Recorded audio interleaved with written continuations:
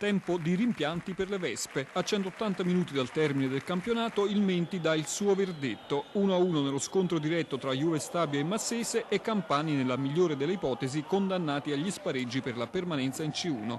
Una partita dal doppio volto. La Juve Stabia domina il primo tempo con le continue incursioni di Verolino e Castaldo che mettono a dura prova Nicastro. Bravo l'estremo difensore toscano al 20° su tiro da ottima posizione di Verolino, di poco fuori Castaldo al 28° su azione offensiva iniziata da Brutto.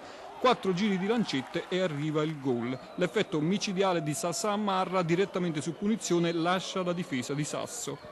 La musica cambia nella ripresa, crollo della Juve è evidente, il gioco diventa nervoso, non si sfruttano più le fasce esterne e la Massese alza il baricentro. Il primo campanello d'allarme al 13° quando il pallone si stampa sul palo e al 30° il sinistro di Bischeri calibra l'Eurogol del pareggio. La Juve incassa il colpo e sembra risvegliarsi, ultimi 10 minuti al cardiopalma, ma ormai è troppo tardi. C'è il tempo per Verolino per sprecare 2 ghiotte occasioni ed invocare inutilmente un calcio di rigore per fallo di mano in aria. Poi il Big Ben del signor D'Amato dice stop. Per la Juve Stabia è tempo di play-out, almeno così si spera, perché in 180 minuti potrebbe ancora accadere il peggio.